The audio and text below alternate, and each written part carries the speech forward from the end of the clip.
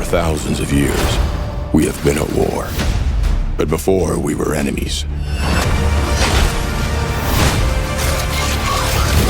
We were like brothers.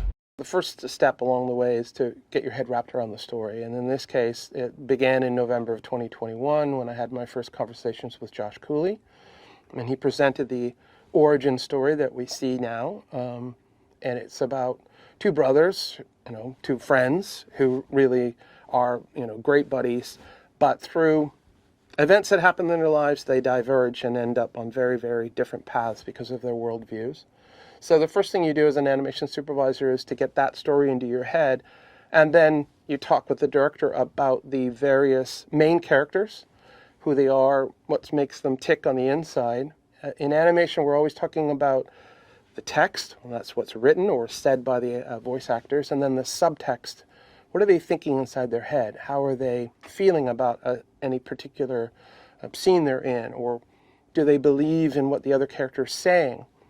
In my early discussions with Josh, it was really important that we lean into the subtext. That's why he wanted the faces designed the way they were, that we, the human audience, could watch them, feel their emotions, and all that becomes layered into the performance that we get out of our team of animators.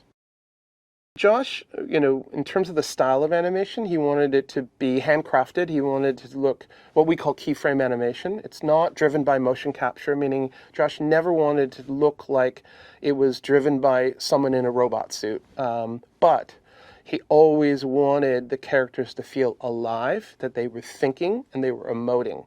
So it's a human story, but done with robots. And we spent a great deal of time in the early development working on the eyes. They're mechanical. They're more like camera lenses.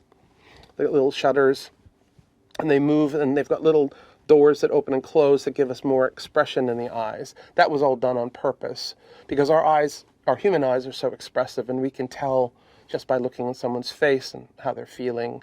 And that's what Josh wanted on this. And then the design of the characters and the attention to detail that was put into the surfacing, so you can see when you're in the close-ups, you can see scratches and scuffs and paint that's been chipped away because these characters have had a history. The vision for this film, I've always kind of thought of it as stylized realism. They're three-dimensional characters. We're on Cybertron, so we're never on Earth and we're never around human beings. So like any animated feature, if you define the physics and the movement of the characters, as long as you stay true to that, the audience will happily go along with you. So this is a beautifully crafted and designed movie. So Jason from Paramount and Amy from ILM, and looking at the environments and the color palettes and the materials, put a lot of love into what the world looked like. And then the animation team comes along and then works on how they move and how they perform and how they act. And making these films, it's a massive team effort. There are hundreds and hundreds of people that work on a movie like this. Come on!